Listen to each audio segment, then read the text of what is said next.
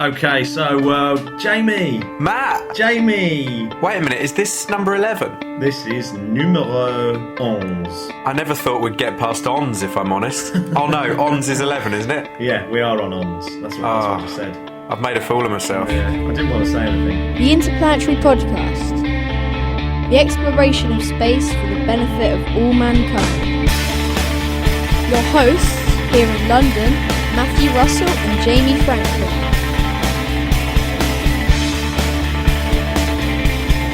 The Interplanetary Podcast.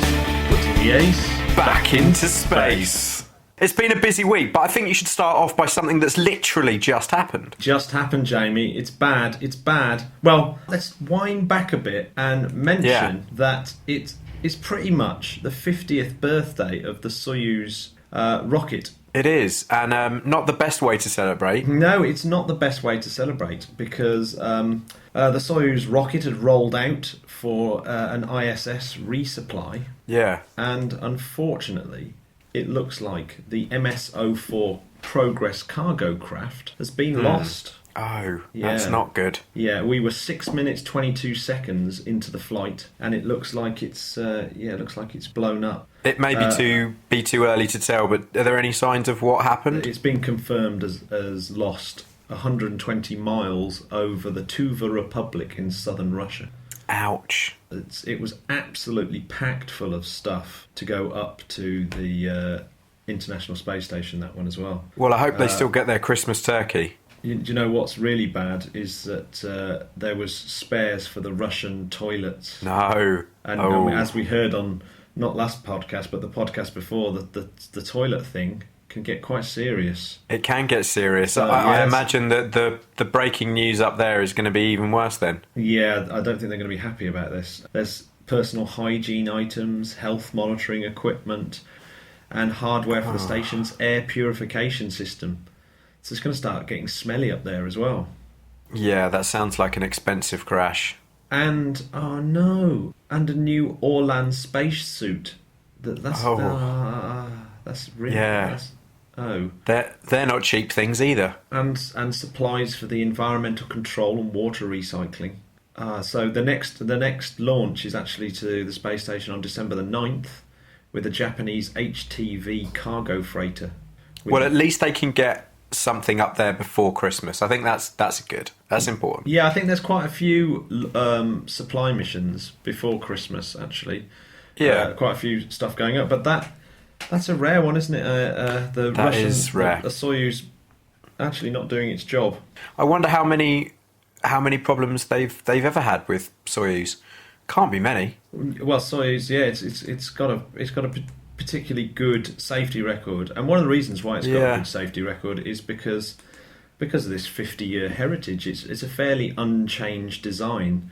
You know, they've made improvements, but they've made very small improvements, which is the opposite to Elon Musk's method of lots of improvements all the time.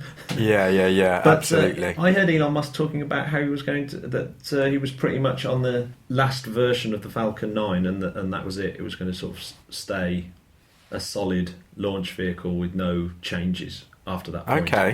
Okay. Yeah. So, interesting. Yeah, that is interesting, isn't it? Well, we should say. So from some bad news to some great news. Matt, tell me about frozen lakes on Mars. Yeah, so quite in the news this week, it looks like people using the SHARAD, which actually stands for Shallow Radar, and so it should be pronounced SHARAD. SHARAD. Yeah, it should be pronounced SHARAD. Yeah, it doesn't roll off the tongue. Yeah, and that's an example of allophones, where. Because it would be Sharad if you were expecting an R, because the Shah, a phoneme, and I've probably got a bit too far off topic. It's all right, Matt. But it's a good example happens. I do it often. Yeah, just so you know, it's a good example of allophones. Anyway, it looks like scientists using the Sharad or the Sharad on the Mars Reconnaissance Orbiter have found water ice in lower latitudes, and quite a lot of it. Enough water, in fact, to fill Lake Superior. Yeah, that's a pretty big lake. It's a very big lake. In fact, so what implications Well, I think it is in North America. Is it so? So what implications does this have then? Of course, it's going to be a great thing for any humans going there, that they can get this water, because I think I was reading earlier about a bottle of water, just a normal sized bottle of water, in order to get that into space is something like $2,500. So this is definitely going to save some money, isn't it? Yeah, no, absolutely. And what I've realised is that water now, the kind of, that as a resource is resource. Yeah, resource. That water as a resource is really, really important, and the fact that you can make rocket fuel from it, you can absolutely. You know, it's obviously essential for life. For Mars missions, having water on the ground is going to be just unbelievably useful. Yes. And I think what's exciting about this is the fact that it's going to be quite easy to actually mine. It's not going to be, too harsh to mine. So it looks like it's quite easily, it's quite easy to get at. And it's in a region called the Utopia Planitia, which is the Plains of Paradise. And, wow. Yeah, and those eagle-eared Trekkie fans, those ones with the final frontier, I know. will recognise that as the location of the Starfleet yards where the Enterprise D was built. Well, listen, Matt, I'm not going to lie. I've not come here to lie to you. If I had to get water from anywhere on Mars, it would definitely be from the Plains of Paradise. Well, why not? If I was gonna go anywhere, that's where I'd go anyway. Yeah. So, in fact, that's a perfect example of why science is useless, because I would have landed there anyway. So I didn't even need to know that there was water, and now they've ruined the surprise. I don't know what all the fuss is about. It would have been easy. There's another little interesting aside to that, is one of the reasons why there's water there. Aha. Is they think that maybe Mars is sort of lolloped around, and its equator hasn't always been in the same place. It's tilted around. And one of the reasons why it does that is because it doesn't have a large moon like Earth does, to sort of keep it in a nice steady position. And it's just another indication of just how important the moon is for the kind of Earth stabilisation of the Earth that allowed human biology to evolve, for example. And I think absolutely that's very interesting in itself. So just as a science article, it's very interesting, and as a space exploration article, it's very interesting. It really is. I mean, if you think about as well the type of construction that they're going to be doing on Mars eventually, it's just going to be handy for everything. Yeah. And it was semi-predicted, because the look of this place, of the Plains of Paradise, they've noticed that it looks very similar to the Canadian Arctic. It's got similar land forms. Oh, really? So they were thinking, so they were thinking maybe that it has this, maybe it's born from the similar geological processes, and it seems that is actually the case. Maybe they'll find some kind of Martian maple syrup as well. I do hope so. Well, that would solve another problem as well, wouldn't it? It will solve the problem of what astronauts are going to have on their pancakes. Well, exactly. I mean, we've already got water to drink. What do we eat? Hello. Martian maple syrup. Oh, that's just genius. I heard a rumour that Canadians put maple syrup on their pizza, and I'd like, if there's any Canadian listeners out there, to please confirm or deny this, because it does worry me a touch. Yeah, maple syrup. Isn't there some kind of massive stockpile of maple syrup? It's like really? It's such a valuable resource. They have it kind of under military, guarded by the military. So there's something real. There's some really. I quite like that. It's something like that. I am kind of making that up. What would we stockpile in the UK? Sarcasm. Sarcasm. Yeah. Greasy fish and chips. Slight ironic misery. I like that. Yeah, exactly. But anyway, we digress. So, Matt, what's been happening in the world of space mining? No, space mining. I thought we should talk about this because I had a brilliant interview earlier this week, very, very quick, with a chap called John Amabile. I hope I've pronounced that right. And he's written a book called Changing the World. That's a strong title. It is a strong title, and it's his plan to promote profitable space exploration, asteroid mining and terraforming, all within existing technology and military equipment. And he hopes to do that in a single human lifetime. Wow. And it's quite a compelling little chat. So, yeah, he's... I'll let him do the talking. So do you want to listen to that interview now? Let's do it.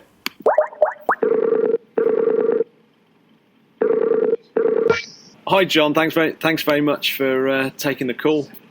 Oh yeah, thanks for having me. Yeah, because it looks like a really interesting book. Tell me about the big idea. Yeah, sure. So, long story short, I'm an Army officer in the U.S. Army, and specifically my job in the Army. Well, I recently changed jobs, so I do something else now. But for 5 years, I was an airspace and missile defense officer, so I worked with radar and missile and things like that. And I've just always really liked space my whole life, ever since I was a kid. So long story short, my book is about different technology that the U.S. and the U.K. military has, and how that can be used to colonize space. And also a big thing in my book, that's the one large thing I talk about in my book. The second thing is proposed changes to the Outer Space Treaty of 1967. Because I was constantly seeing something like, oh, wow, this would be so useful for mining an asteroid, or, oh, wow, this would be so useful for, checking out the mineral content of an asteroid or terraforming a planet. But whenever I looked it up, it was always like, oh, well, there's no point in doing that because there's no money to be made from it. Yeah. So my bachelor is actually in European history. And I always found, if someone comes up with an airplane or a rocket or anything, the businessmen always find that and they say, oh, what a wonderful invention. We can make so much money. Let's make 50,000 of them. Let's improve the design, things like that. And so sadly, because of the Outer Space Treaty, though, that's pretty much illegal to do. It's, if I had enough money and I wanted to make a Disneyland on the moon and use a bunch of Army rockets to do it and buy them at a discount price when the Army was getting rid of them, I wouldn't exactly go to jail, but I'd have no security in my property. Anyone else could sue me or take over Disneyland Moon or anything like that. And here, like SpaceX and even Sir Richard Branson at Virgin Galactic, they're both having, wouldn't say quite challenges, but that's kind of a big problem that they face that any other businessman would not face, like a mining company or a cruise liner building a railroad.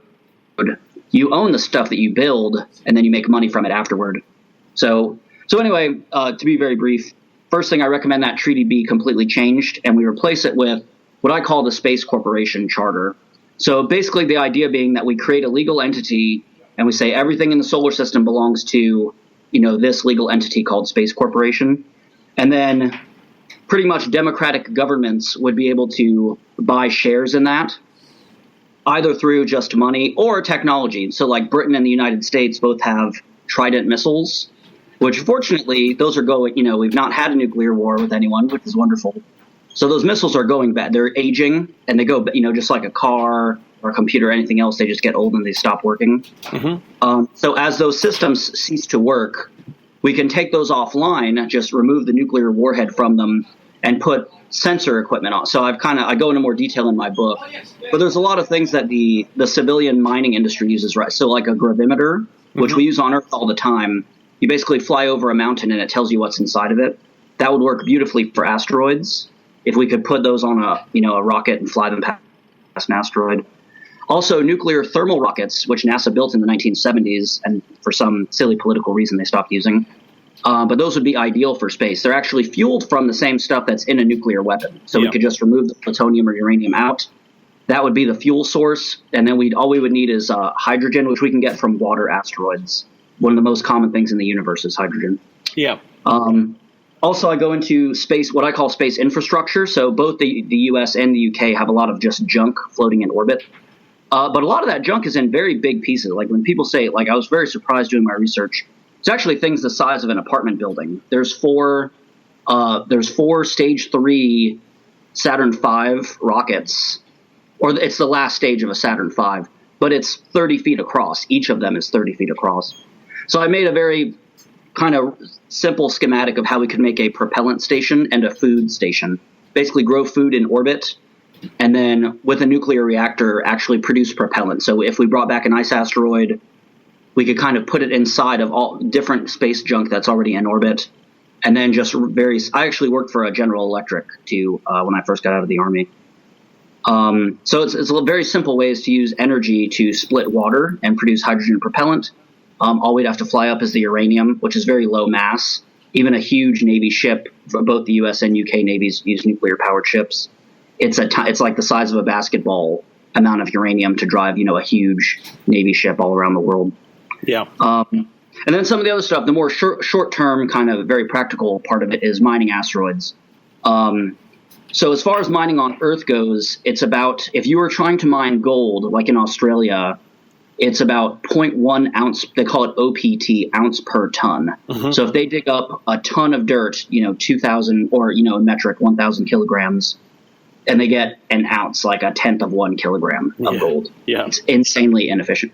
Now, we're very certain, though, that in space the concentrations are much higher. So, for example, 433 Eros, which that's kind of my model asteroid I use a lot in my book. Mm-hmm. That's about a 2-week flight at its closest approach. It's about 2 weeks from Earth using a nuclear thermal rocket. We've not actually gone to Eros and measured it, but we're very certain from the spectrum, the light that bounces off of Eros, mm-hmm. that it's 0.5% platinum. So to put that in perspective, on Earth, 2,000 or 1,000 kilograms gets you 0.1 kilogram of gold. Yeah. On Eros, 1,000 kilograms gets you about 5 kilograms. So it's 50 times the amount of valuable material so the best place on Earth is 1/50th as good as anything on Eros. Yeah, actually, I saw a brilliant infographic about that with all the different the makeup of the large asteroids that are nearby, and it's actually quite an eye opener, isn't it? Just how full of of minerals and useful stuff that they are. I mean, the economic case for them is actually quite strong. But yeah, I really like the idea that you're saying that the only real way to make sure that you can make money from going out and trying to mine these asteroids is actually changing the treaties in the first place. Is that am I on the right lines there? Oh yeah, absolutely. Because on Earth, if you look at like Barrick Gold, it's a huge company on Earth. They mine probably 20 or 15% of the Earth's gold right now. Mm-hmm. They have mines in Australia and Canada. But yeah, that's a lot of money. You have to dig miles under the earth. You need thousands of workers that, very well paid engineers that know what they're doing. It's not something you can do as a hobby. Like, it's very complex. Yeah.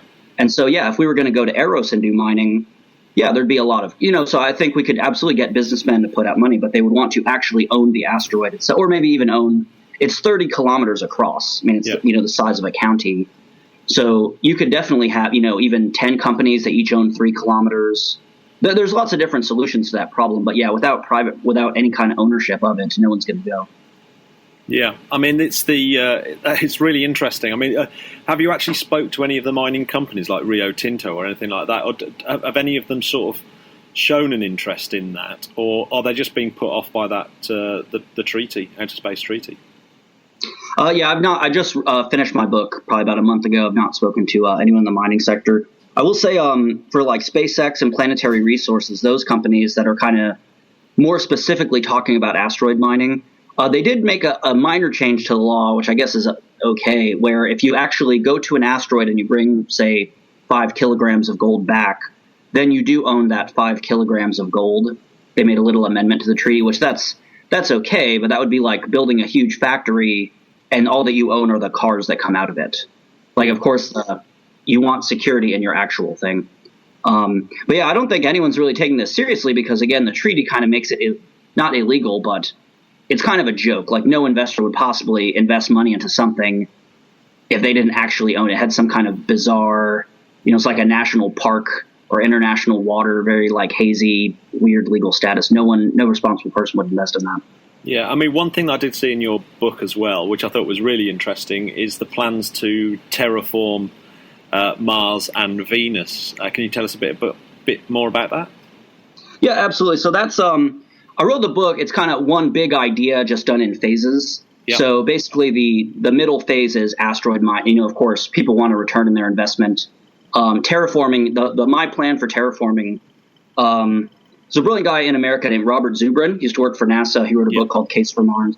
I have not met him, but I've read a lot of his work. And he wrote about this is where I got the idea from, but he wrote about Mars is very similar to Earth in most ways. The big difference is, though, billions of years ago, comets and asteroids holding ice and nitrogen crashed into the Earth. Mm-hmm. We know that stuff, it doesn't form in this part of the solar system. It had to come in from the Kuiper Belt. So we just, very fortunate that, of course, all life on Earth is here because of that reason.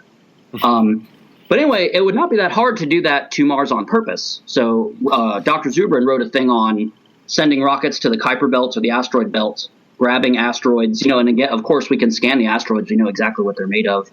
Just do, simple, and I do all the math in my book of which asteroids, the mass, approximate times it would take to push them out and get them to Mars. And Venus, a similar thing. Venus needs a lot of water. Mars needs mostly nitrogen and a little bit of water. And the masses are different, things like that. But now the unique thing in my book, though, unlike Dr. Zubrin, is I actually recommend using repurposed nuclear weapons. So right now we have, when I say we, so the United States has 7,000 nuclear weapons, something like that. Russia has more. A lot of them don't work. Britain has a few hundred. So does France and China. Fortunately, we've not used any of these, thank God. But it would not be difficult to alter them slightly so that they had no military purpose. So right now, military weapons are designed so, if one nuclear weapon detonates, the other one, they're hardened against electromagnetic pulses. There's very in-depth security protocol. Just any private having a bad day can't use them. It's very complex. I don't know if you see any movies where they go into detail about that stuff sometimes. But anyway, so we could basically take those nuclear weapons, and we could do it in an international body. We could make it where, 12 countries each had part of a code for it, and all 12 countries had to put in their code. We could have a group of, say, a Briton, a U.S. soldier, a Russian, and a Chinese guy go into space and do it. There's lots of different ways we could do that to ensure it was safe. But anyway, so using nuclear weapons to divert the course of asteroids would be very fast. And so Zubrin's plan would have taken centuries to move asteroids out of the main belt or either the Kuiper Belt or the main asteroid belt. But yeah, using nuclear weapons, we could do that in my plan. It would take 40 years. So if we started right now, in 32 years, we could have Venus terraformed, and 40 years, we'd have Mars terraformed. Yeah, one of the things that that I always think the problem with Mars, of course, is Mars doesn't have its magnetic field intact anymore. So once you've terraformed it, you've still got the solar winds whipping off the atmosphere that you've so carefully put there, which gives Venus the advantage. Is there any kind of plans that to reactivate any kind of magnetic protection from solar storms and solar winds? Yes, absolutely. So there's a very simple answer to that question. So there's Lagrange points are, of course, gravitational, I guess you call them co-orbits. So every body, so, Earth and the sun or Mars and the sun, there's a Lagrange point 1, which is locked in orbit between, any large body and the sun. Mm-hmm. So in my book, I just abbreviate those as VL1, so the Venusian Lagrange point 1, and ML1, the Mars Lagrange point 1. There's 12 Lagrange points total, but those are really the ones I use in my book. So anyway, there's a thing that we have on Earth called a Helmholtz coil. It's not very complex. It's just basically a circle. You run an electrical charge through it, and it generates an electromagnetic field. And on Earth, we use that all the time to test equipment. So we generate a field, run a radio through it. We generate a second field in opposition to the first field, stuff like that. Also for electromagnetic countermeasures, stuff like that, we use those all the time. So anyway, it would be not terribly expensive because they're hollow. So you could make one the size of a planet. Like if you made one that was, say, 24,000 miles across, that sounds huge, but it would be hollow. So it'd be like a 24,000 mile.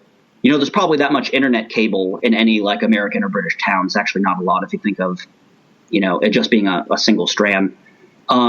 Powering it might be a challenge. I discussed that in my book. But basically in my book, I advocate having, for Venus, the VL1 point, Venus also gets twice as much sunlight as Earth. Mm-hmm. So I advocate having a Helmholtz coil, but half of it is covered in solar cells. So the solar cells reduce the sunlight by half, so it's more like Earth norm. Mm-hmm. And they also produce the power to run the coil and block electromagnetic radiation. And basically the same thing for Mars is, the math is different, but the same basic idea for Mars. Wow, and because I noticed in the book you're saying that this is all achievable in a lifetime. Absolutely. So, yeah, that's kind of the really interesting thing, isn't it? Because other plans along these lines seem to have timescales of much bigger than that. Even Elon Musk with his crazy timescales. Yeah, and I'm a big fan of Elon Musk, but again, for some reason, I mean, I can't speak to Britain, but here there's kind of the businessmen never speak to the politicians.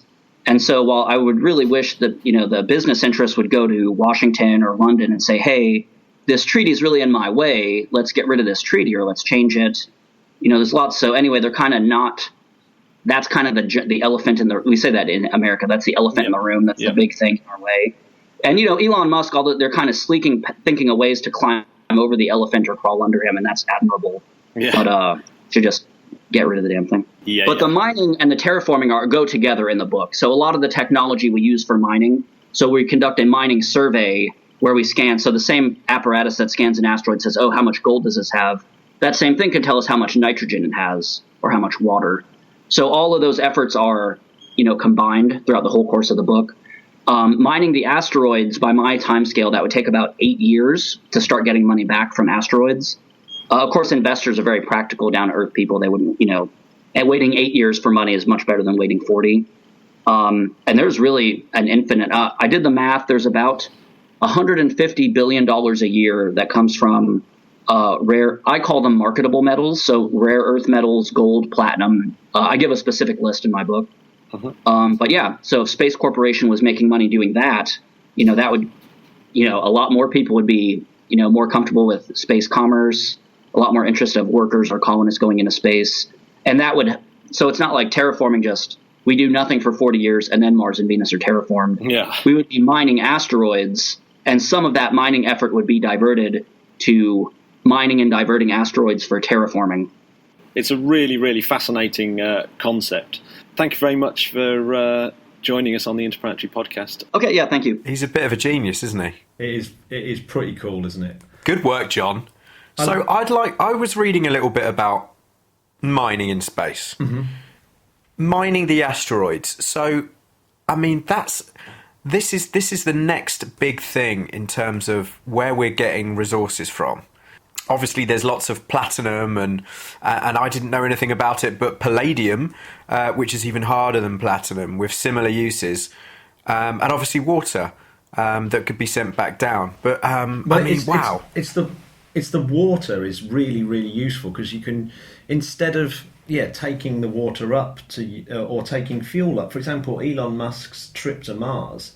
He sends up a whole refueling ship. That's that sort of second bit where the refueling ship gets plonked back onto the rocket and goes up and refuels. Really, if you were mining water in the asteroid belt, you could have that there already.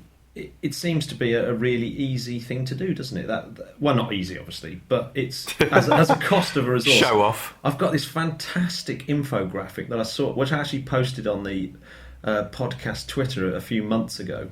Oh yeah. It shows the relative values of quite a few different asteroids that they found out, and it kind of orders them in their asteroid type. You've got metallic ones, stony ones, uncommon carbonaceous ones. Oh, what? The C-type? Yeah, your C-types. Your C-types, your S-types. Exactly. And it shows you whether they got cobalt, iron, hydrogen, water, nitrogen, ammonia, nickel, platinum. So, these... And how difficult is it? I mean, we know how difficult it is to land on an asteroid, but how off course do they go in their orbits? Are they completely erratic in their orbits? No. Or once they're on an orbit, is it just pretty straightforward that unless they crash into anything or start spinning, that we'll be able to pretty much okay land on them? Yeah, well, actually, yeah. The asteroids in the asteroid belt, they do spin. So obviously you've got to align your spin with them. Which obviously the Philae lander, for example, managed to land on a comet, and I would imagine that a comet is a lot harder to land on than an asteroid. Yeah. So these asteroids, they're in very stable orbits. These things in the asteroid belt, for example, have been around for, as long as the Earth's been around. So it's or longer, in fact. So it's kind of they're in steady orbits. they tend to have this thing where sunlight might be shining on one side of them, and that creates photons bouncing off that eventually kind of almost have a little engine where they actually it starts to move around, where you kind of, because sunlight's bouncing off, that actually pushes it around. It starts to spin. It's one of the reasons why they think we have, asteroids suddenly sort of crash into each other and fly out. That they're not in super stable orbits. They do move around a little bit because of that effect. Matt, is it anything like when those two TIE fighters chased the Millennium Falcon through the asteroid field? Do you know what? The asteroid field's nothing like that. Actually, the rocks are really, really, really sparsely spaced.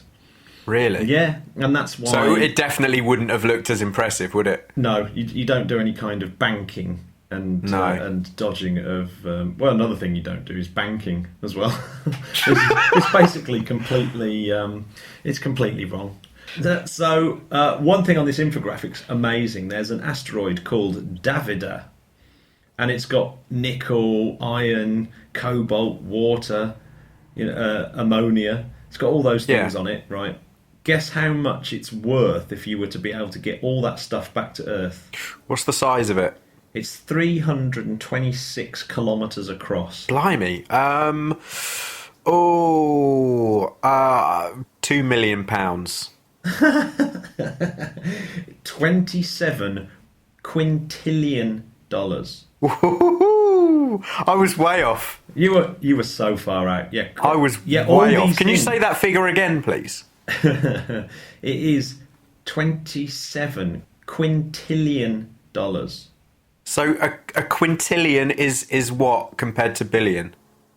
I believe it's a billion, isn't it? Is it? Well, either way, that's going to melt my head. No, it's quite a lot. Well, no wonder we want to mine asteroids. So yeah, a quintillion is a billion. A billion times a billion. It's a billion. So this, if you were able to drag that thing back, the actual raw materials themselves are worth 27 billion dollars. And even these tiny ones like Ursula, that's 1.4 billion dollars. So you can see that these things are worth a lot of money. Absolutely, that's why they're interested. Amounts of money. One of the problems, as we heard in that interview, is really all forms of exploration and all the way that we've explored the Earth has really come from resources. People only went to California because there was gold in them hills. Absolutely, that's so true. And obviously, we're glad we went to California now because it's presumably quite a nice place to live. But the only reason why we ever exploited that area is for resources. So I think it's all about this, about changing some of the treaties so that companies can go up there and actually make some money, so that it actually forces us out to go and get this stuff. Maybe we'll start colonising asteroids, Matt. You heard it here first, Musk. Well, I would imagine that Elon Musk's going to get into this game as well. He can't possibly think... He probably will. He can't possibly stay out of it. So Chris Lewicki says, we've every expectation that delivering water from asteroids and creating an in-space refueling economy is something that we'll see in the next 10 years, even in the first half of the 2020s. Ah, okay. So not that long. So I think, that's why I wanted to bring it up, really, because it looks like one of those things that we suddenly might see a race for, a new gold rush, as it were. So planetary resources are prospecting these asteroids by using space-based telescopes called ARCIDs. And one of their... Are they from Manchester? Yeah, ARCID. They are. They were co-designed by Liam Gallagher. Me and our kid are off to space. Yeah, so our kid genuinely is going into space. One of them actually blew up on the Antares space disaster. Oh. which was another one of these resupply missions that went terribly wrong.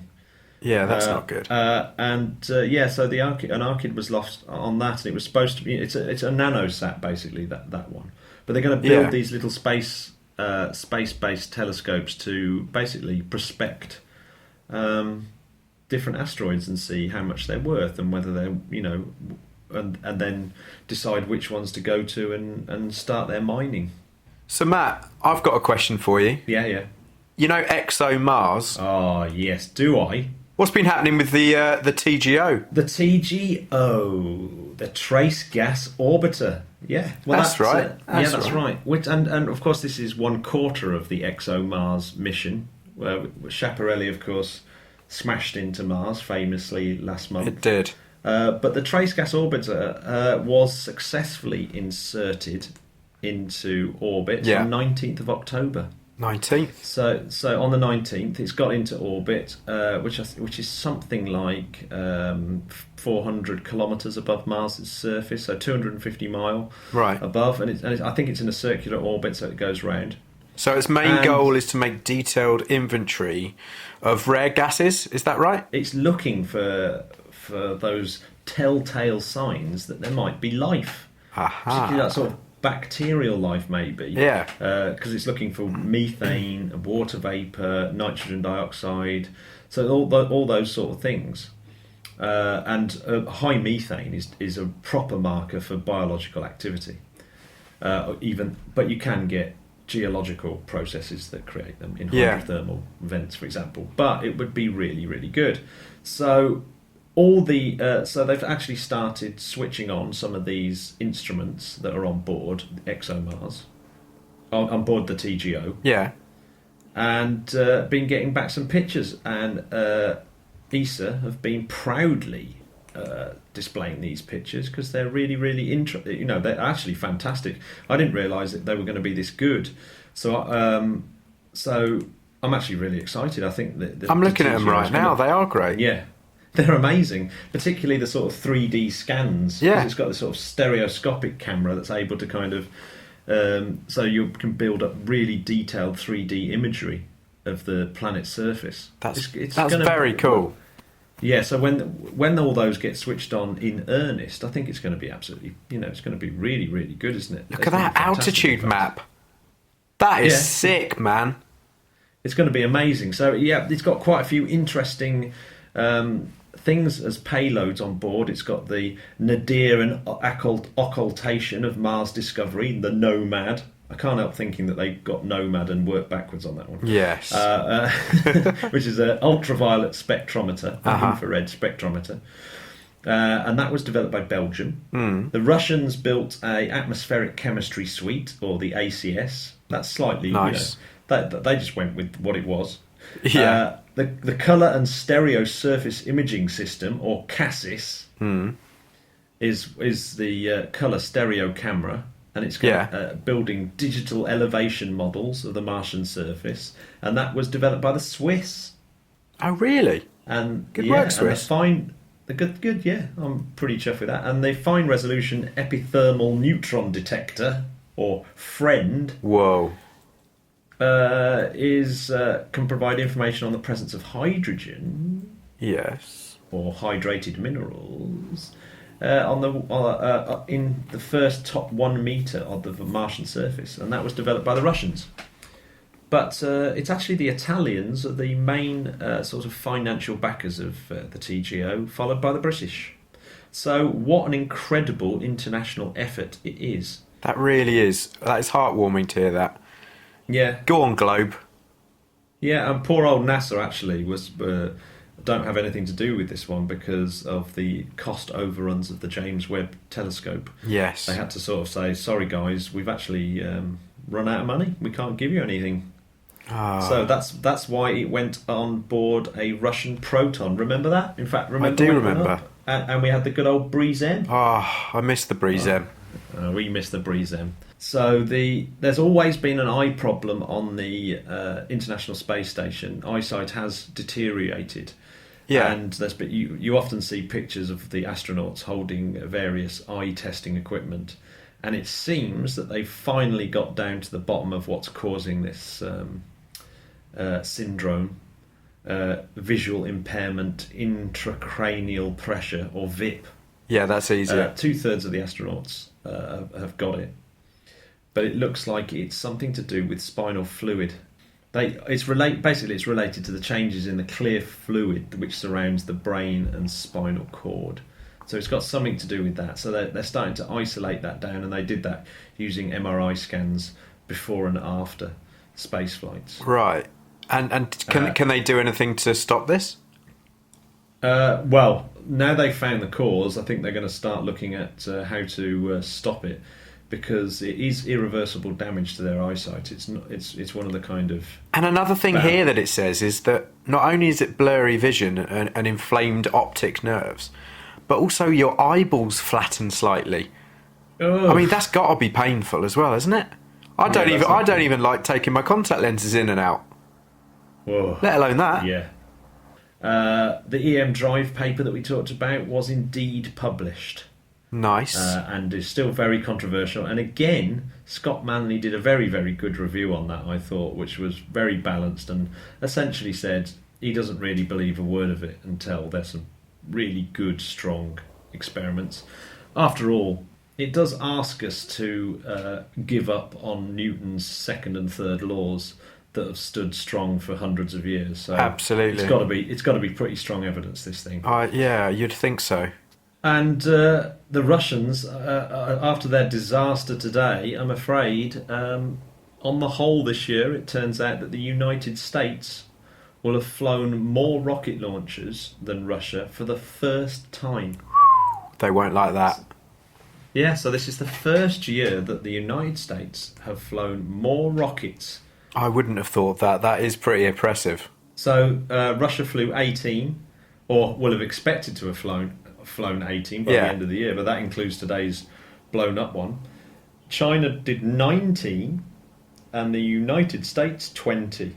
Blimey. That's what they think. I mean, the numbers still aren't in yet, so we'll have to see. So we'll have that in our special end of the year roundup. Whether that absolutely, yeah. We'll keep going, America. You're doing very well. Guess how many Britain have ever done, Jamie? Oh, go on, hit me. I can't even guess. It's one. It's one, and that is the picture of the rocket on the Interplanetary Podcast logo. No way. It certainly is. Well, I tell you what, we might have only done one, but what a one. What a one. That's going to be my new catchphrase. Thanks for listening. What a one. No, okay. Bye-bye, everyone. Thanks for listening. Thanks for listening, guys. See you next week. See you soon. Bye.